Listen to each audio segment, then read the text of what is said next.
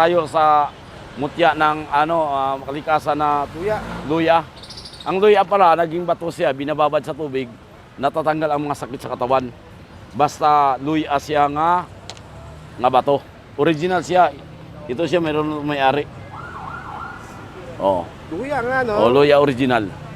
Naging bato na siya. Binababad sa tubig, iniinom, nawawala ang sakit. Luya nga dilaw. So gamit siya sa panggagamot. Gagamot sa kabal din, sa bala. Pag may kabal ka, mababad at dala-dala mo lang, lagay mo lang sa bulsa. Ito yung tawag nga luya ni pinigimat from Bicol. Marami tayong source ngayon na order na lang kayo ng maaga para mapadalhan kayo agad. Order na lang kayo ng maaga para mapadalhan kayo agad. Andin yung tinatawag nga stalagmite white. Actually, ang stalagmite, hindi ito pinasok sa kuweba. Meron mga stalagmite nga nabuo talaga sa pawis. Nga kahit hindi galing sa kuweba, basta nabuo siya ng pawis how many years, nga naging bato, pawis ng kuweba pa rin. Kahit sa kilid ng kuweba yang.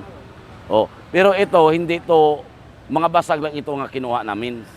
Kunti lang ito para lang ito sa panggagamot. Para tawas. Oh, hindi. Hindi tawas. Stalagmite white. Stalagmite. White. Ito yung tinatawag ng stalagmite. Pawis ng kuweba. Pawis ng kuweba. Sa kapanahon na ni Kristo, kaya naging bato ni Kristo ang tawag.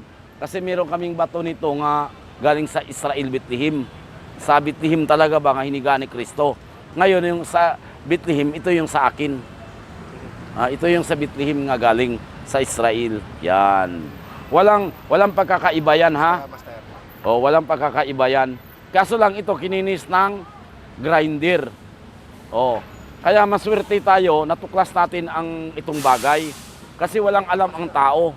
Ngayon, nalaman namin may seaman nga pumunta sa Bethlehem, pumasok sa kuweba. Ngayon, nakakuha ng bato. Ngayon, almost 12 years, 13 years ago, napalabas ni Pinoy Agimat ang bato ni Kristo. Yung pala, ito ang tawag nga stalagmite white. Ang purpose naman ito, magamit natin ito sa panggagamot. Why? Naobserba ni Pinoy Agimat dahil may sakit yung tao, binababad ko ito sa tubig, pinapainom ko.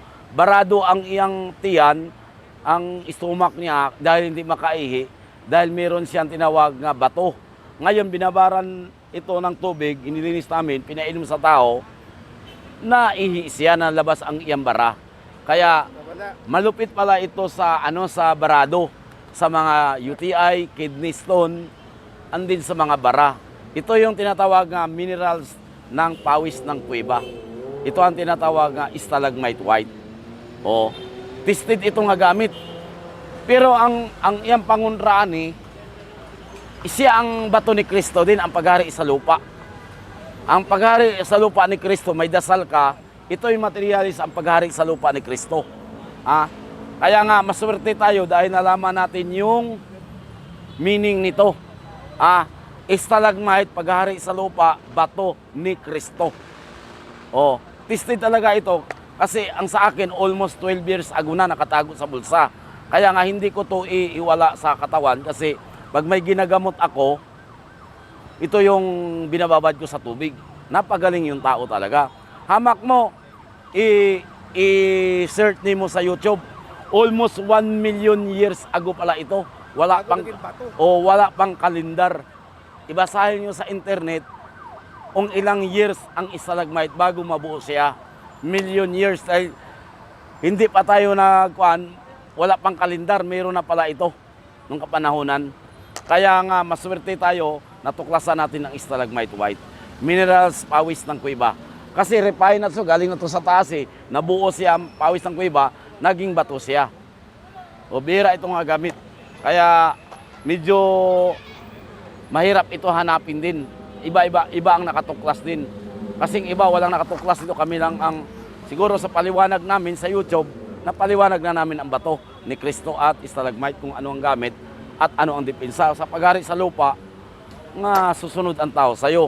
Iba naman yung bato ara yung tinawag nga bato ara, marmol yan siya. Iba ang bato ara. Ang bato ara naman, yung tinatawag nila nga sinasaluduhan ng pare bago magdasal. Mabisa rin yun, ginawang Santo Ara. Pero ito talaga, ito yung hinigaan ni Kristo. Nakahiga si Kristo sa ilalim ng kuweba, ito yung nahigaan niya. Kaya ito, mabisa ito sa panggamot kasi may ano ito, may history. Kumbaga may history siyang bato. Dili ingon niya bato lang ordinary, hindi. Pawis ng kiba talaga ito, matibay ito sa panggagamot at dipinsa. O yun ang mga paliwag natin sa gamit. Sunod may dumating tayong mga kidlat, green galing sa lugar ng Montalban, San Isidro, Ginila Utol. Sunod, itong langis pala, dalawang klase. Maganda yan. Yung langis natin, pag tinawag nga poro, yung niyog talaga nga walang halo. Yung one eye at sa libon. Ang libon naman, mabisa sa kinukulam. Iniinom mo siya 0-0. Ngayon, niritualan mo, dinasalan mo yung tao. Pag pinainom mo yung langis nga one eye o libon, may tendency nga gagaling yung tao. Gagaling talaga. Pag tama sa ritual at ang materialis ibigay, libon one eye pinainom sa makulam, nga kinukulam. Gagaling siya sa one eye libon. At saka sa cleansing ng katawan, sa mga seaman na nagme-medical, ito yung iniinom na ano siya na naging pitor at sisya. Basta gumamit ka ng niyog nga one eye at saka libon. Mabisa sa panggagamot. Para mga healing oil din siya. Kasi nature virtue na yung gamit eh.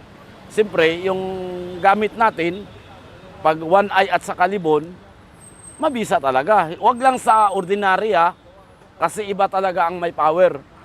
One eye at saka libon, panggamutan talaga yan at saka negosyo.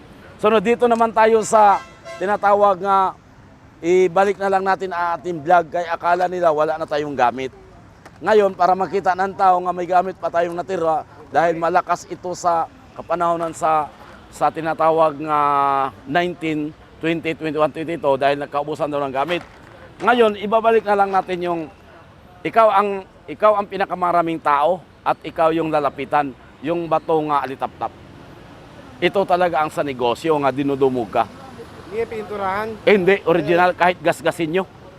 Wala, igasgas. Natural stone. Original talaga yan. Batong alitap-tap, ngayon Pinoy agimat. Hindi napatakan ng... Hindi. Marami, paano ipapatak yan? Matatanggal man yan. Marami man akong source. Dahil napalabas ko to, dahil nakatago pala to sa box ng malaki. Ang akala ko, wala na ito. Dahil kunti naman ang natira dito, naubos rin din sa pisto. Ngayon yung sa bahay pala, may nakatago reserve nga gamit. Pinato sa plastic. Alitap-tap na bato. Malupit itong alitap-tap namin. Ikaw talagang dapuan. Ikaw yung dapuan ng swerte sa buhay. Pag may bato kang alitap-tap. Majority rin ito sa pang-apply. Ikaw yung maraming tawag nga, sir, dito ka sasakay sa amin dahil kailangan ka namin. Pag meron kang batong alitap. Sa paninda naman, ikaw yung dinudumog ng puntahan ng tao. Kasi may virtud ka batong alitap-tap.